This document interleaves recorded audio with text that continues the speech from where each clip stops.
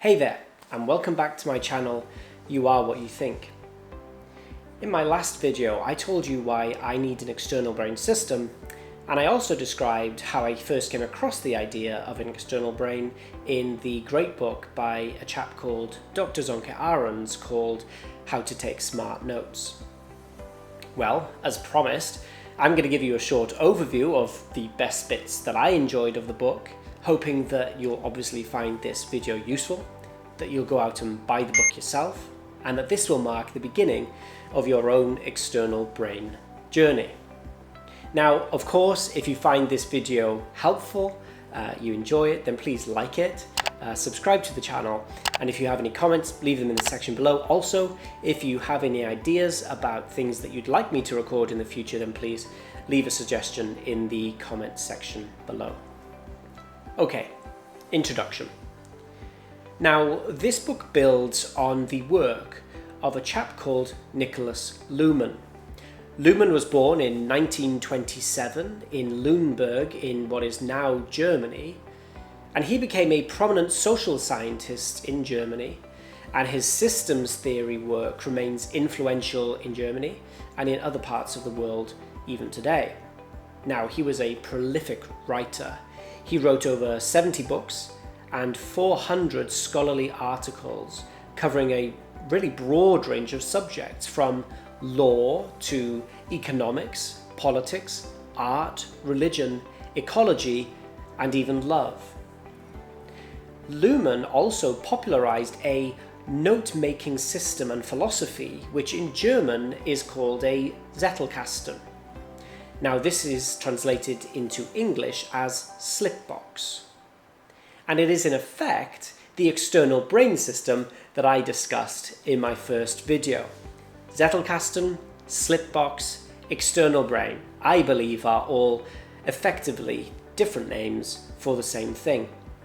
And so for the rest of this video, I'll be referring to this system as an external brain system, just to keep it consistent with my other videos. Now, writing, whether academic or fiction or any other type of writing, doesn't begin with a blank screen. In my imagination, when I think of writing, I think about sitting down in front of a computer and starting to type. Well, that's not true, according to Ahrens.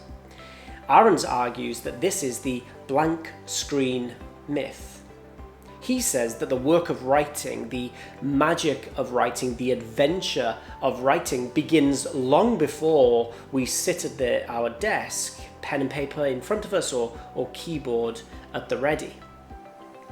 Ahrens puts it this way: the right question is, what can we do differently in the weeks, months, or even years before we face the blank page that will get us into the best possible position to write a great paper easily?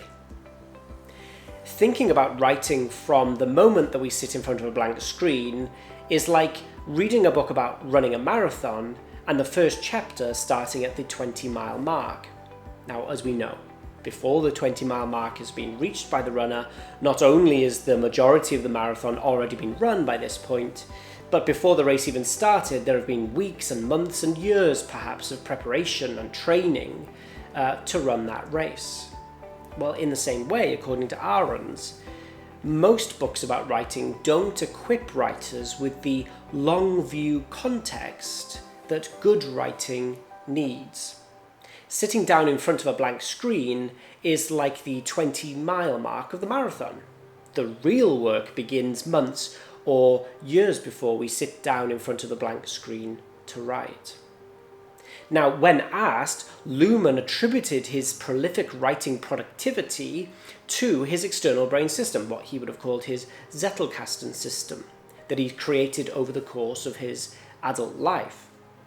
Now, using his external brain system, Luhmann cultivated a collection, an incredibly impressive collection, of over 90,000 individual note cards covering a wide range of topics. And it was this external brain system work that was the true genesis and genius of his writing and productivity. and what Ahrens seeks to do in his book, How to Take Smart Notes, is to make Luhmann's external brain system accessible to us. Let's have a quick look at the content. How to Take Smart Notes is split up into three main sections. The first section is the introduction, which gives a broad overview of the external brain system theory. The second is called the 4 Underlying Principles and provides more specific ingredients of an external brain system. The third section is called 6 Steps to Successful Writing, bit of a tongue twister, which is dedicated to the practicalities of developing and building an external brain. Basically, this section is the how-to. Now, I'm going to cherry pick 4 pieces of the book which I found most useful. And the first is this: NonLinear Writing. So something I found particularly useful about this section of the book is that Ahrens reminds us that writing isn't a linear process. Now, I'm embarrassed to describe my note-taking and study method for writing the many essays that I've had to in my academic life so far. My process up until reading this book was to collect a string of notes and quotes and to progressively summarize them and to string those ideas together to form paragraphs, chapters, and ultimately an essay. Now, a bit of a confessional moment, I don't think that's a good way to work, frankly. So my process up until reading this book, I hope I'm not alone, was to create an artificial linear process of progressive summarization. And this led to passable essays, but didn't leave room for originality and didn't leave room for creative linking and effortless flow that developing an external brain system promises to allow for and encourage. The second part of the book that I found particularly helpful is making writing effortless. Now, this is one of my favorite sections of the entire book, and this is where the penny dropped for me as I was reading it. Ahrens says, imagine you do not start with a clean sheet. Imagine instead that some friendly genie or well-paid personal assistant, whichever is more likely for you to have available, prepared a rough draft of your paper for you. It's already a fully developed argument, including all references, quotes, and some really smart ideas. The only thing left to do is revise the rough draft and send it off. Now, wouldn't that be nice? Now, of course, Ahrens does acknowledge that, of course, in the process of actually writing a paper, an essay, a book, there is plenty of work to do there. But the majority and potentially the most important work is already done by the genie and the assistant. And of course, the external brain system, your own network of ideas drawn from the many sources, is that personal assistant and is that genie. In effect, as you read and study the things that you're interested in, and as you collect and develop ideas based on the reading or study that you do, that in itself is the work of writing. The third thing that I found particularly useful is Ahrens' bottoms-up approach. Now, this is another really interesting part of the book, and I recommend reading it more than once. At least it took me a couple of times to understand it properly. Ahrens believes that the external brain system that Nikolaus Luhmann developed and that he advocates is a bottom-up system. Now, what does that mean? Traditionally, as we collect notes, we automatically or instinctively organize them into a mental or physical topic-based storage system. We develop boxes in our brain or folders on our computers. Now, let me give you an example.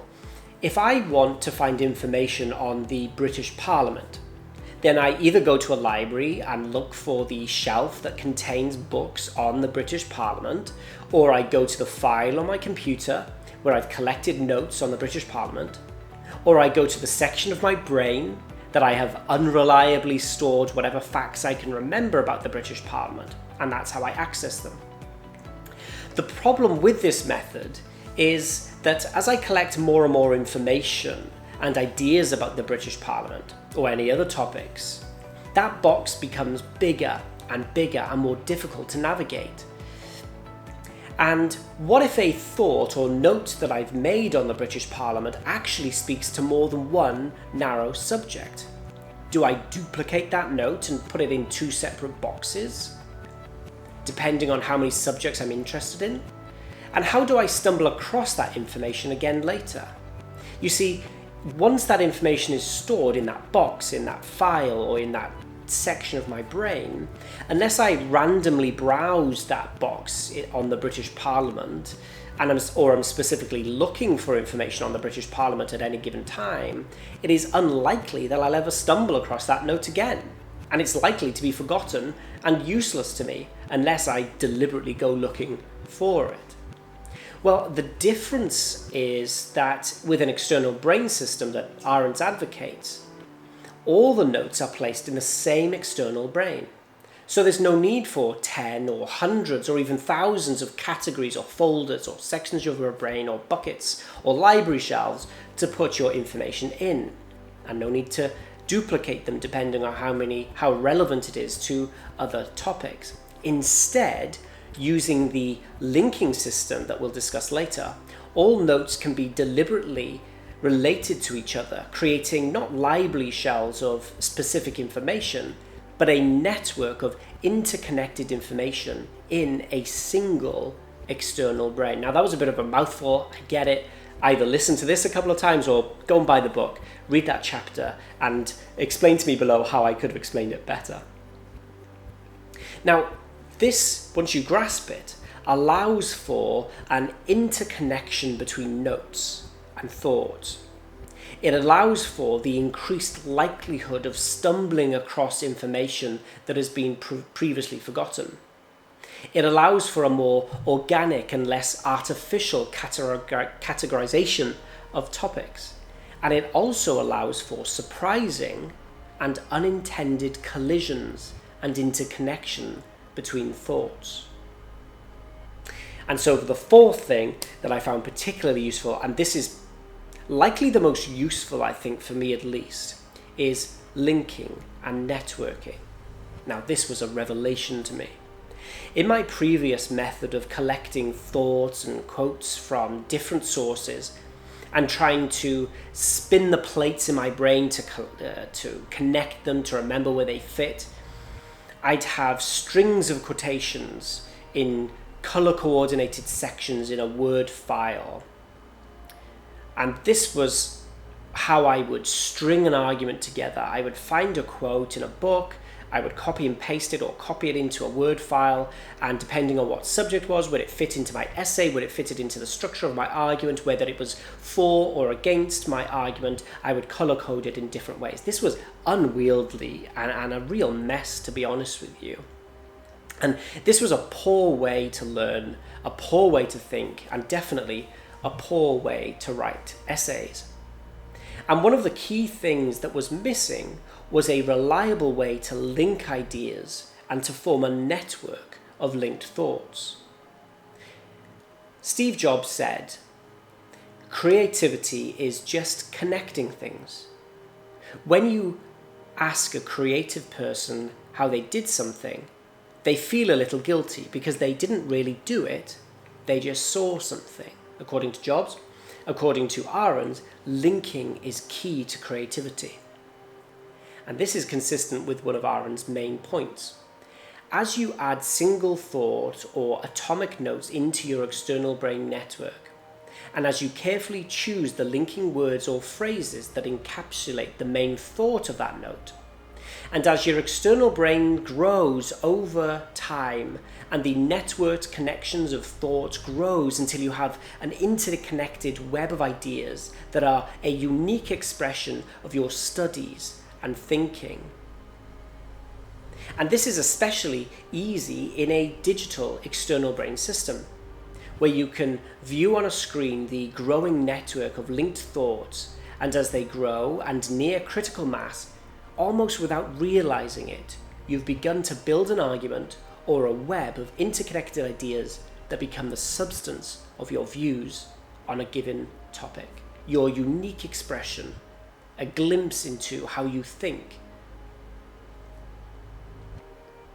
Okay, that's my overview over, that's my advocacy for the book over. I think it's clear that I'm a huge fan of this book. For me, it's opened up a world of effective learning that I wish I'd known a decade ago. The potential for even a mediocre student like me to grow in my understanding, to not have to rely on my frankly poor memory, to literally see the network of interconnected thoughts appear before me as I expand my external brain system, offers a life-changing opportunity, I think. Now, I said in my previous video that this book is one of the most influential books I've ever read. Now, I am prone to hyperbole, but I really do mean it. I know at first glance it's a book about note-taking, and for most it probably doesn't sound that exciting. But if you are thirsty for knowledge, if you're passionate about self-improvement, if you are passionate about creating something, then I truly believe that developing an external brain system with the help of somebody like Dr. Ahrens truly is the way forward. So there we are. I really hope that this video was helpful to you. I've posted a link to Taking Smart Notes website underneath this video, and you can find there a link to download the first chapter for free to whet your appetite. I've also posted a link to the book if you'd like to purchase your own copy. And so finally, like, subscribe, and I'll see you soon.